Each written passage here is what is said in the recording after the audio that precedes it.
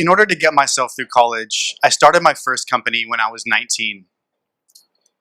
We did remodeling, exterior repaints, and we had 11 employees. And after 6 years of running this business, I hated it. I hated it. But it made pretty good money. I had worked really hard, and I was able to make some investments. I bought some real estate. In fact, I bought 4 houses. And I moved to a place that I was very passionate about, that I was very interested in, that had fascinated me for a long time. I moved to Shanghai. And that was in about 2007. And just as I had gotten my feet settled for the long term, just as I was getting myself established, the financial crisis hit. It wiped me out completely financially, right? And so, wow, here I am, halfway across the world, with no job, no support structure, no money. What next? What next? Right, that was a really tough time in life. And when I look back at that moment from where I am now, 110% committed to what I'm doing, very passionate about what I'm involved in. When I look back at that time, I just come off 6 years of running a business that I was, very much, how shall I say, did not enjoy the journey. And I really knew that no matter what I did next, I wanted to enjoy the process. And the lesson that I really took away from that was I knew that I needed to proactively pursue my passion. Proactively pursue my passion. And so I dusted myself off. I just come off a high, and now I was in a low. And with the strong support from my family, I stood back up and I said, okay, I'm going to reach for the stars. I'm going to pursue my passion. I'm going to make my dreams my day-to-day reality, right? So, okay, Keagan, do whatever it takes to make this happen. 1, 2, 3, go! And I took that first step forward, and I suddenly realized I don't really know what I'm passionate about. And that was a scary thought. I didn't really know what I was really deeply interested in, right? I had hobbies, but to really align my career with my interest, that was a whole different level. And so I started looking. I wanted to be proactive. I took a couple of jobs, and one job I was working for a Chinese gentleman, helping him buy and start a number of companies around Southeast Asia. We bought a small airlines company in Hong Kong. We did a joint venture with a plastic surgeon in South Korea. We opened a number of businesses in Japan. And it was during the time when I was supporting these businesses in Japan that I was exposed to clean energy and energy systems. And this project had indirectly to do with energy, and as part of my due diligence and for me, my homework to get up to speed so I could support this project, I needed to learn about energy systems and electricity generation, conventional fuels and clean energy. And I was realizing that I was what my colleagues were finding to be rather mundane points of the energy systems, I was really fascinated with. Right? Like, for example, I still find it totally amazing that we can dig a lump of coal out of the ground, burn it, turn it into steam, put that steam through a turbine. As it expands, it spins the turbine, generates electricity, and can be sent hundreds of kilometers away to charge my mobile phone. Right? Like, to me, that was blowing my mind. That's amazing. And maybe I'm boring some of you in the audience. Everyone has their own different interests, but that was certainly a very exciting field for me. But these energy systems, which are delivering such increases to our quality of life, are very polluting and very damaging to our environments and our environmental systems. And that was, but there are alternatives to satisfying our energy needs. And as I took a step back and saw how I was relating to this specific project, I realized that I was tapping into a deeper level of excitement. And that was unleashing a wave of productivity and innovation and enthusiasm. And that's when I really knew, I found it. I'd really identified my passion. And so now the next step was to make my passion and design a career around that, whatever that means. Right? It's certainly one thing to say and another thing to do. And so I started reading everything I could. I enrolled in an online certificate course.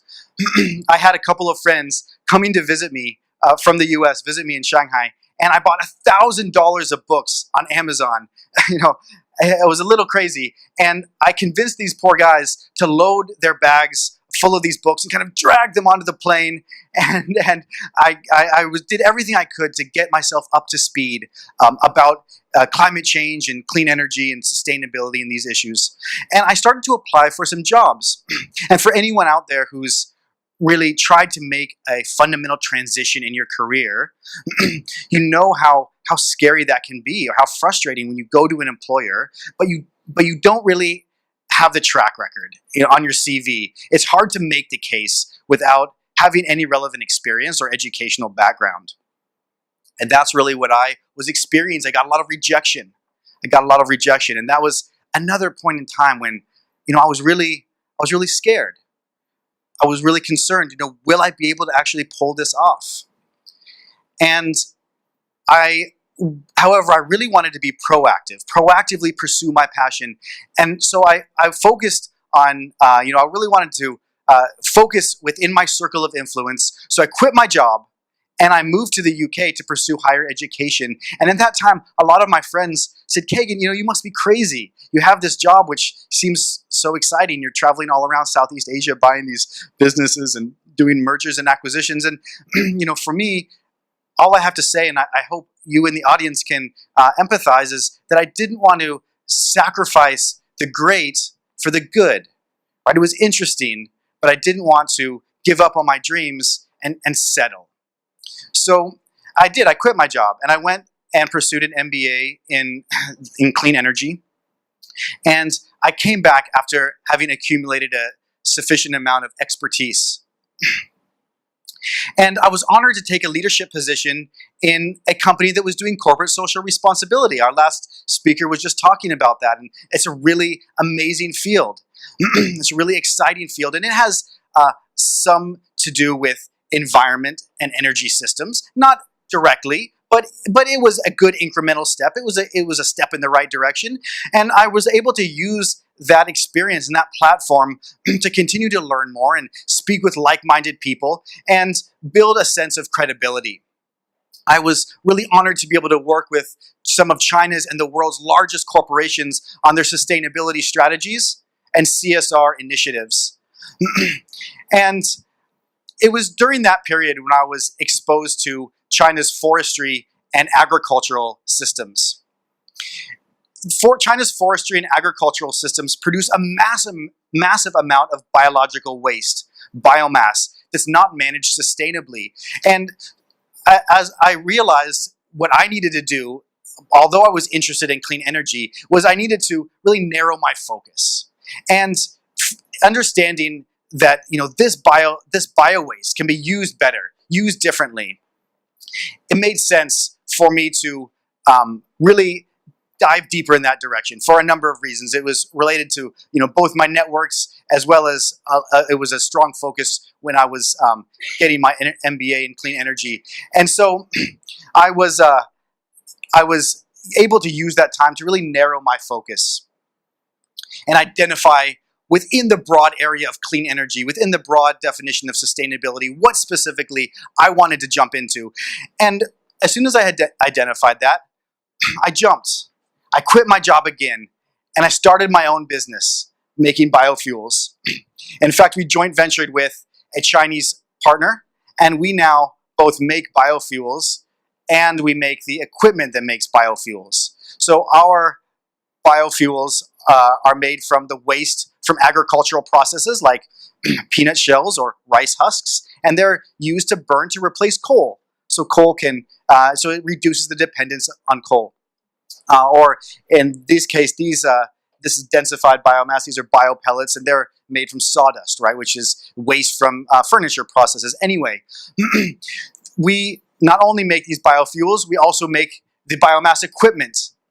And the saying, if you want to help someone out, don't give him a fish, but teach him to fish, right? Well, we make the fishing poles, right? We make the biomass equipment less expensive and more effective so other people can manufacture biomass as well. So we can wean ourselves off our reliance on coal. And in China, which is very heavily reliant on coal, this is especially crucial.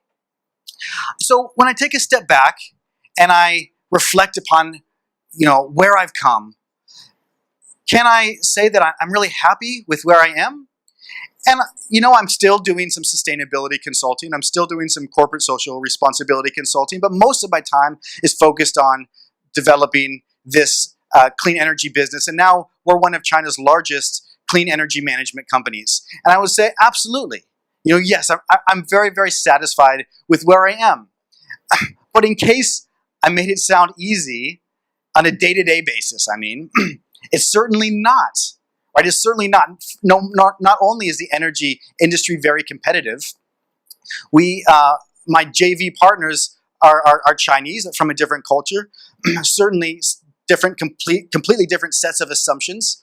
The working language is Mandarin Chinese, right? There's a lot of challenges. I've been metaphorically beaten, battered, and bruised along the way.